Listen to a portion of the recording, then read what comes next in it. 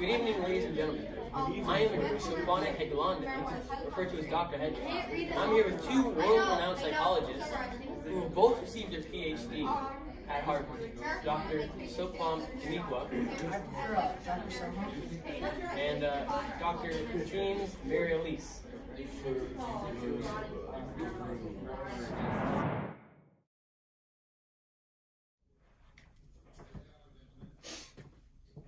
Alright, we're back after this misfortunate technical difficulty.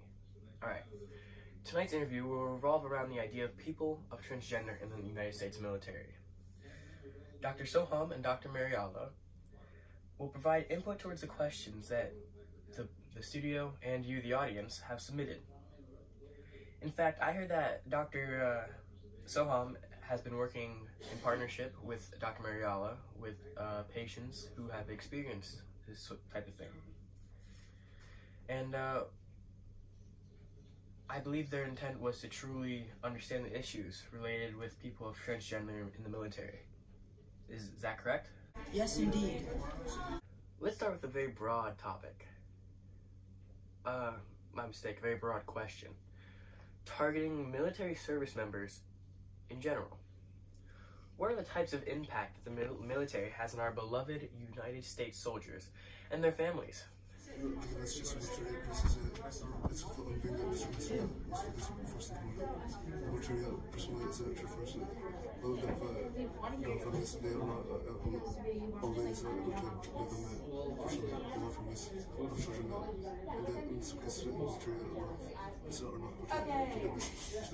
What do you want to hear?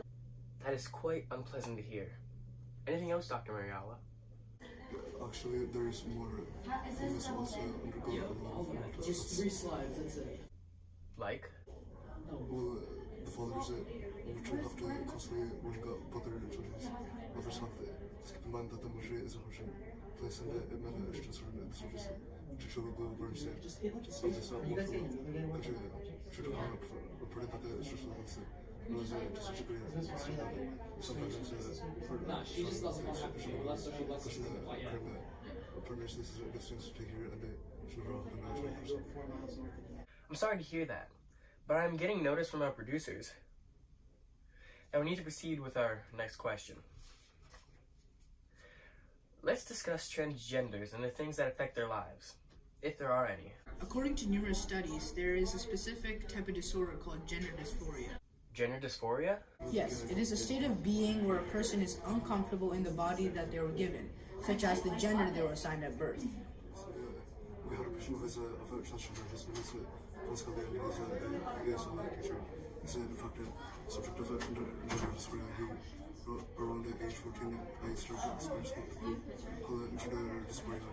And we're feeling almost like a situation that one's trying to get out, like a issue that could never. So, are there any symptoms to this disorder? Primarily, it causes a tremendous amount of stress. This stress is caused because these people are constantly trying to figure out their true identities.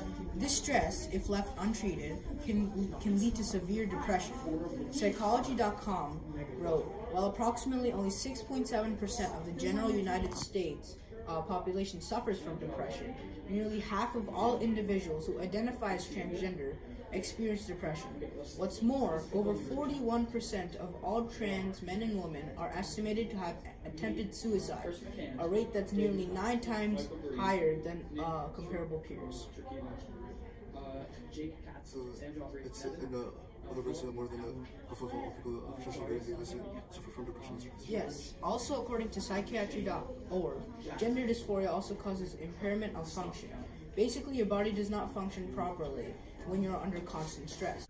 Interesting. Now, out of personal curiosity, what happens when a person of transgender decides to undergo these changes? Great question. When a person of the transgender community wants to transition, they may have to undergo several surgical procedures and go along with hormonal therapy. So after this surgery, these transgender patients start to experience even stress. Is that so? In fact, the Heritage Foundation stated that 10 to 15 years after surgical reassignment, the suicide rate of those who had undergone sex reassignment surgery rose to 20 times that of comparable peers. Wow, what a misfortunate fact. So, gentlemen, how does this connect to our topic of interest, transgenders in the military? With the added stress and expectations of the military alongside the struggle against transgender, we have felt that the military can no longer with them, serving the United States.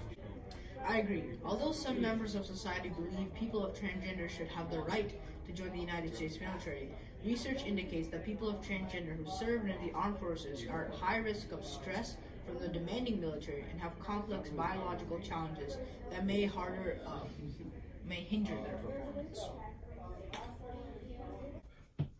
Is there evidence to support your claim other than the inferences that you've made? Believe it or not, there is a abundance of evidence to support the claim. Do you mind sharing some of this information with us? Absolutely, so we're going to start discussing these topics before we start talking about the broader question. Let's start with discrimination, how that results in stress. Okay, so how do people of transgender in general experience discrimination? Currently, in the United States, transgender people are not fully accepted by society. Society constantly denies transgender people jobs, rights, and respect. Basically, the people of today's society look down upon the people of transgender. This rejection of people of transgender by society is as severe as the rejection of African Americans in the 1900s. As one of our recent transgender patients named Jennifer Sims, who was a captain in the United States Army, once said, "The transgender community is a small, marginalized, and all too frequently subject of ridicule and abuse." Forgive me, I'm sick. But wow. So this form of discrimination, is it also present in military communities? Absolutely, in the military, this discrimination is more less than the discrimination that society during the transgenders. This is because most people of the transgender military don't believe that people of transgender should be serving in the armed forces and thus focus their those who are transgender people in the military. As a result, 90% of the transgender military is from service to avoid being mistreated or hostile as transgenders. Okay, Dr. Soham, you mentioned earlier something about biological challenges that people of transgender face. Can you elaborate for us? Yes, indeed. There are lots of evidence and descriptions of biological changes that transgender experience, however, should be told that it's related to struggles. But as we referenced before, the hormonal treatment causes suicide rates to drastically increase. Also, Revlin Wright, a community centered around hormonal treatment and the process of transitioning, wrote, "A possibility that long-term hormone therapy can put strain on your liver or cause liver disease," and later said medication, hormones, can have serious side effects and risks. Although they do not discuss the side effects thoroughly, we can assume that they can happen in certain cases.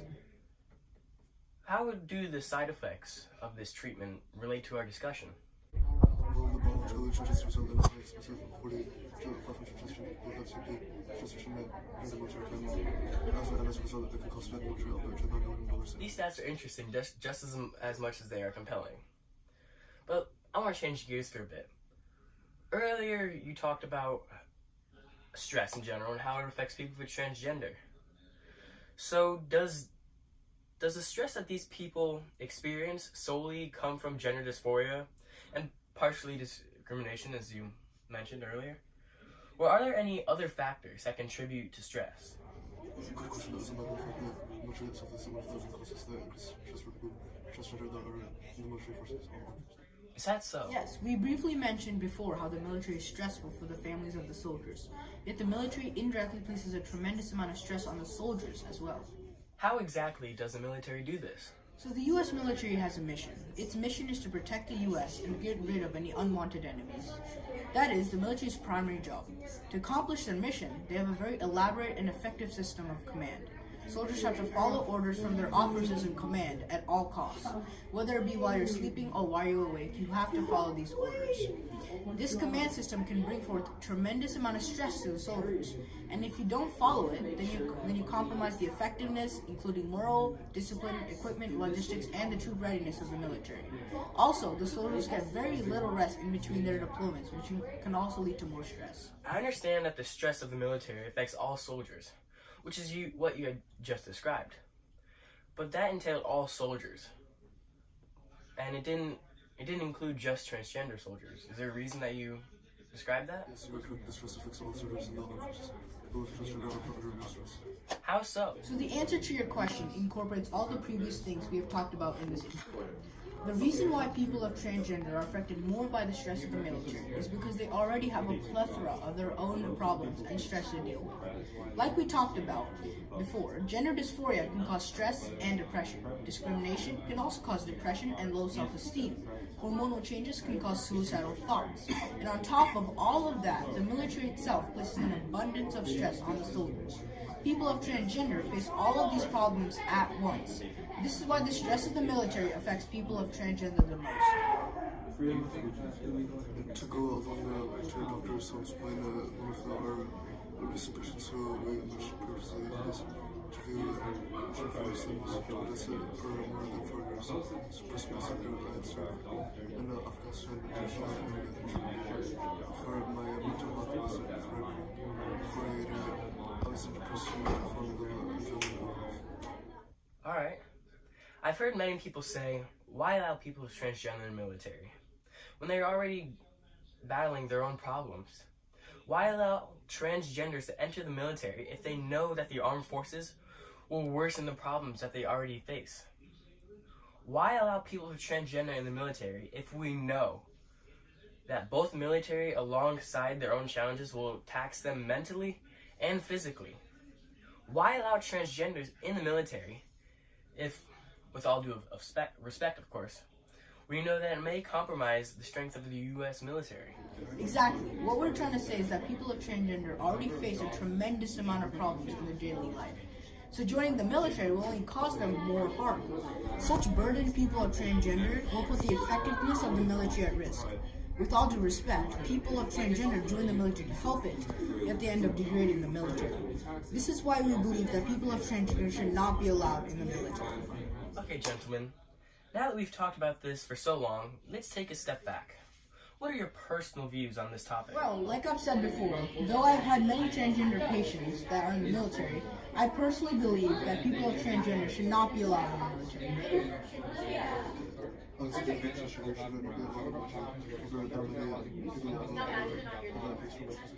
So you're saying that a lot of people believe that transgender people should be allowed in the United States military?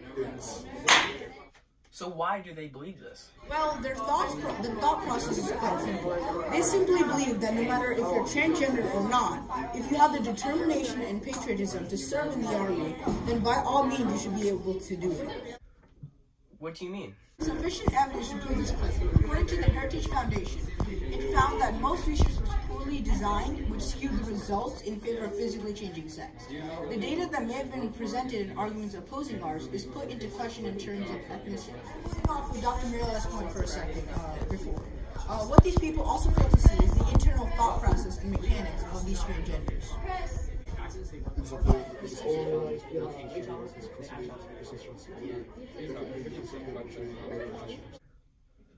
One moment, ladies and gentlemen. I've just received word that we need to wrap up. So, Dr. Soham, final thoughts? Absolutely. So for this entire interview, we've been talking about people of transgender in the military. So I'm going to take a step back a bit and talk about things on the broader perspective, because we've already discussed the specific reasons. So I'd like to describe two scenarios, or two worlds. In the first world, people of transgender are allowed to serve in the military. But because of this, these transgenders are letting their mixed emotions affect the effectiveness and readiness of the military. The military is a shield, a shield that protects our country. And if the shield is not functioning properly, then it will compromise the safety of whatever it is protecting.